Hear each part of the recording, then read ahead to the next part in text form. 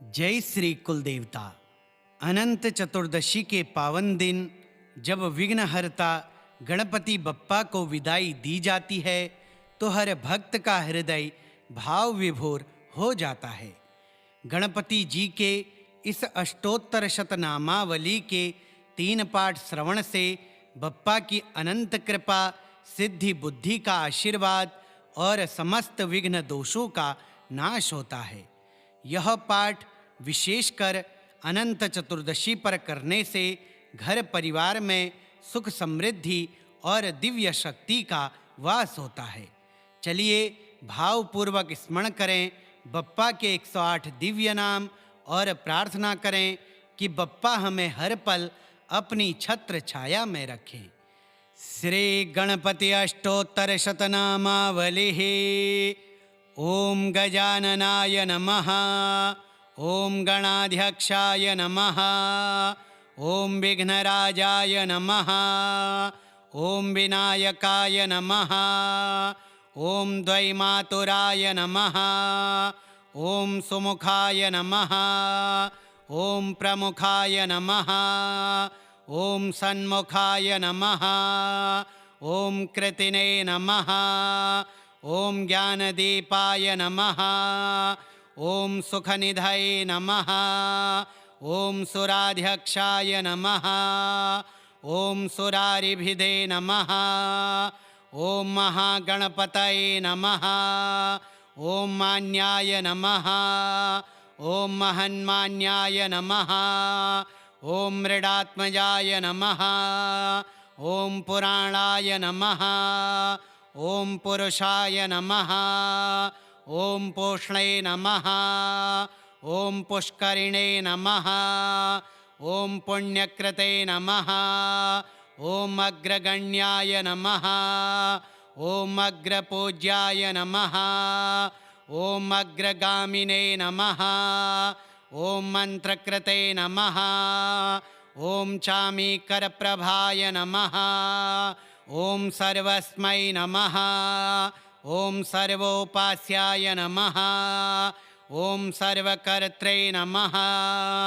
ओम सर्वनेत्रे नमः। ओम सर्वसिद्धिप्रदाय नमः। ओम सर्वसिद्धाय नमः। ओम सर्ववन्द्याय नमः। ओम महाकालाय नमः। ओम महाबलाय नमः। ओम हेरम्बाय नमः। ओम लंबजठराय नमः। ओम ह्रस्वग्रीवाय नमः। ओम महोदराय नमः। ओम मदोत्कटाय नमः। ओम महावीराय नमः। ओम मंत्रिणे नमः। ओम मंगलदाय नमः। ओम प्रमथाचार्याय नमः। ओम प्राज्ञाय नमः। ओम प्रमोदाय नमः। ओम मोदकप्रियाय नमः। ओम धृतिमते नमः। ओम मतिमते नमः। ओम कामिने नमः। ओम कपित्थप्रियाय नमः। ओम ब्रह्मचारिणे नमः। ओम ब्रह्मरूपिणे नमः। ओम ब्रह्मविदे नमः। ओम ब्रह्मवन्दिताय नमः। ओम जिष्णवे नमः। ओम विष्णुप्रियाय नमः। ओम भक्तजीविताय नमः। ओम जितमन्मथाय नमः। ओम ऐश्वर्यदाय नमः। ओम गुहज्यायसे नमः। ओम सिद्धिसेविताय नमः। ओम विघ्नकर्त्रे नमः। ओम विघ्नहर्त्रे नमः। ओम विश्वनेत्रे नमः। ओम विराजे नमः। ओम स्वराजे नमः। ओम श्रीपतये नमः। ओम वाक्पतये नमः। ओम श्रीमते नमः। ओम श्रृंगारिणे नमः। ओम श्रितवत्सलाय नमः। ओम शिवप्रियाय नमः। ओम शीघ्रकारिणे नमः। ओम शाश्वताय नमः। ओम शिवनंदनाय नमः। ओम बलोद्धाय नमः। ओम भक्तनिधये नमः। ॐ भावगम्याय नमः। ॐ भवात्मजाय नमः। ॐ महते नमः। ॐ मङ्गलदायिने नमः। ॐ महेशाय नमः। ॐ महिताय नमः। ॐ सत्यधर्मिणे नमः। ॐ सदाधाराय नमः। ॐ सत्याय नमः। ॐ सत्यपराक्रमाय नमः। ॐ शुभांगाय नमः। ॐ शुभ्रदन्ताय नमः। ॐ शुभदाय नमः। ॐ शुभविग्रहाय नमः। ॐ पञ्चपातकनाशिने नमः। ॐ पार्वतीप्रियनन्दनाय नमः। ॐ विश्वेशाय नमः। ॐ विबुधाराध्यपदाय नमः। ॐ वीरवराग्रगाय नमः। ॐ कुमारगुरुवन्द्याय नमः। ॐ कुञ्जरासुरभञ्जनाय नमः। ॐ वल्लभावल्लभाय नमः। ॐ वराभयकराम्बुजाय नमः। ॐ सुधाकलशहस्ताय नमः। ॐ सुधाकरकलाधराय नमः। ॐ पञ्चहस्ताय नमः। ॐ प्रधानेशाय नमः। ॐ पुरातनाय नमः। ॐ वरसिद्धिविनायकाय नमः। ॐ गजाननाय नमः। ॐ गणाध्यक्षाय नमः। ॐ विघ्नराजाय नमः। ॐ विनायकाय नमः। ॐ द्वैमातुराय नमः। ॐ सुमुखाय नमः। ॐ प्रमुखाय नमः। ॐ सन्मुखाय नमः। ॐ कृतिने नमः। ॐ ज्ञानदीपाय नमः। ॐ सुखनिधये नमः। ॐ सुराध्यक्षाय नमः। ॐ सुरारिभिदे नमः। ॐ महागणपतये नमः। ॐ मान्याय नमः। ॐ महन्मान्याय नमः। ॐ मृडात्मजाय नमः। ॐ पुराणाय नमः। ॐ पुरुषाय नमः। ॐ पूष्णे नमः। ॐ पुष्करिणे नमः। ॐ पुण्यकृते नमः। ॐ अग्रगण्याय नमः। ॐ अग्रपूज्याय नमः। ॐ अग्रगामिने नमः। ॐ मन्त्रकृते नमः। ॐ चामीकरप्रभाय नमः। ॐ सर्वस्मै नमः। ॐ सर्वोपास्याय नमः। ॐ सर्वकर्त्रे नमः। ॐ सर्वनेत्रे नमः। ॐ सर्वसिद्धिप्रदाय नमः। ॐ सर्वसिद्धाय नमः। ॐ सर्ववन्द्याय नमः। ॐ महाकालाय नमः। ॐ महाबलाय नमः। ॐ हेरम्बाय नमः। ॐ लम्बजठराय नमः। ॐ ह्रस्वग्रीवाय नमः। ॐ महोदराय नमः। ॐ मदोत्कटाय नमः। ॐ महावीराय नमः। ॐ मन्त्रिणे नमः। ॐ मङ्गलदाय नमः। ॐ प्रमथाचार्याय नमः। ॐ प्राज्ञाय नमः। ॐ प्रमोदाय नमः। ॐ मोदकप्रियाय नमः। ॐ धृतिमते नमः। ॐ मतिमते नमः। ॐ कामिने नमः। ॐ कपित्थप्रियाय नमः। ॐ ब्रह्मचारिणे नमः। ॐ ब्रह्मरूपिणे नमः। ॐ ब्रह्मविदे नमः। ॐ ब्रह्मवन्दिताय नमः। ॐ जिष्णवे नमः। ॐ विष्णुप्रियाय नमः। ॐ भक्तजीविताय नमः। ॐ जितमन्मथाय नमः। ॐ ऐश्वर्यदाय नमः। ॐ गुहज्यायसे नमः। ॐ सिद्धिसेविताय नमः। ॐ विघ्नकर्त्रे नमः। ॐ विघ्नहर्त्रे नमः। ॐ विश्वनेत्रे नमः।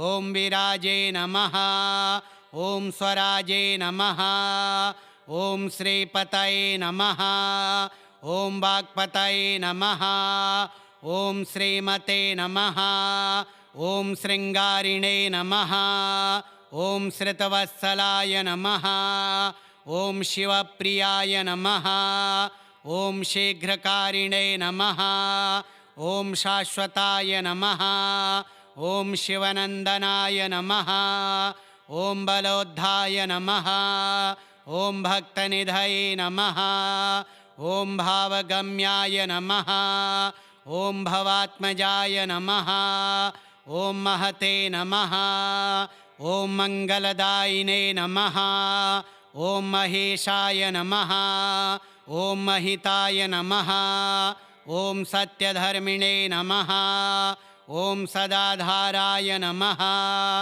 ॐ सत्याय नमः ॐ सत्यपराक्रमाय नमः ॐ शुभाङ्गाय नमः ॐ शुभ्रदन्ताय नमः ॐ शुभदाय नमः ॐ शुभविग्रहाय नमः ॐ पञ्चपातकनाशिने नमः ॐ पार्वतीप्रियनन्दनाय नमः ॐ विश्वेशाय नमः ॐ विबुधाराध्यपदाय नमः ॐ वीरवराग्रगाय नमः ॐ कुमारगुरुवन्द्याय नमः ॐ कुञ्जरासुरभञ्जनाय नमः ॐ वल्लभावल्लभाय नमः ॐ वराभयकराम्बुजाय नमः ॐ सुधाकलशहस्ताय नमः ॐ सुधाकरकलाधराय नमः ॐ पञ्चहस्ताय नमः ॐ प्रधानेशाय नमः ॐ पुरातनाय नमः ॐ वरसिद्धिविनायकाय नमः ॐ गजाननाय नमः ॐ गणाध्यक्षाय नमः ॐ विघ्नराजाय नमः ॐ विनायकाय नमः ॐ द्वैमातुराय नमः ॐ सुमुखाय नमः ॐ प्रमुखाय नमः ॐ सन्मुखाय नमः ॐ कृतिने नमः ॐ ज्ञानदीपाय नमः ॐ सुखनिधये नमः ॐ सुराध्यक्षाय नमः ॐ सुरारिभिदे नमः ॐ महागणपतये नमः ॐ मान्याय नमः ॐ महन्मान्याय नमः ॐ मृडात्मजाय नमः ॐ पुराणाय नमः ॐ पुरुषाय नमः ॐ पूष्णे नमः ॐ पुष्करिणे नमः ॐ पुण्यकृते नमः ॐ अग्रगण्याय नमः ॐ अग्रपूज्याय नमः ॐ अग्रगामिने नमः ॐ मन्त्रकृते नमः ॐ चामीकरप्रभाय नमः ॐ सर्वस्मै नमः ॐ सर्वोपास्याय नमः ॐ सर्वकर्त्रे नमः ॐ सर्वनेत्रे नमः ॐ सर्वसिद्धिप्रदाय नमः ॐ सर्वसिद्धाय नमः ॐ सर्ववन्द्याय नमः ॐ महाकालाय नमः ॐ महाबलाय नमः ॐ हेरम्बाय नमः ॐ लम्बजठराय नमः ॐ ह्रस्वग्रीवाय नमः ॐ महोदराय नमः ॐ मदोत्कटाय नमः ॐ महावीराय नमः ॐ मन्त्रिणे नमः ॐ मङ्गलदाय नमः ॐ प्रमथाचार्याय नमः ॐ प्राज्ञाय नमः ॐ प्रमोदाय नमः ॐ मोदकप्रियाय नमः ॐ धृतिमते नमः ॐ मतिमते नमः ॐ कामिने नमः ॐ कपित्थप्रियाय नमः ॐ ब्रह्मचारिणे नमः ॐ ब्रह्मरूपिणे नमः ॐ ब्रह्मविदे नमः ॐ ब्रह्मवन्दिताय नमः ॐ जिष्णवे नमः ॐ विष्णुप्रियाय नमः ॐ भक्तजीविताय नमः ॐ जितमन्मथाय नमः ॐ ऐश्वर्यदाय नमः ॐ गुहज्यायसे नमः ॐ सिद्धिसेविताय नमः ॐ विघ्नकर्त्रे नमः ॐ विघ्नहर्त्रे नमः ॐ विश्वनेत्रे नमः ॐ विराजे नमः ॐ स्वराजे नमः ॐ श्रीपतये नमः ॐ वाक्पतये नमः ॐ श्रीमते नमः ॐ शृङ्गारिणे नमः ॐ श्रितवत्सलाय नमः ॐ शिवप्रियाय नमः ॐ शीघ्रकारिणे नमः ॐ शाश्वताय नमः ॐ शिवनन्दनाय नमः ॐ बलोद्धाय नमः ॐ भक्तनिधये नमः ॐ भावगम्याय नमः ॐ भवात्मजाय नमः ॐ महते नमः ॐ मङ्गलदायिने नमः ॐ महेशाय नमः ॐ महिताय नमः ॐ सत्यधर्मिणे नमः ॐ सदाधाराय नमः ॐ सत्याय नमः ॐ सत्यपराक्रमाय नमः ॐ शुभाङ्गाय नमः ॐ शुभ्रदन्ताय नमः ॐ शुभदाय नमः ॐ शुभविग्रहाय नमः ॐ पञ्चपातकनाशिने नमः ॐ पार्वतीप्रियनन्दनाय नमः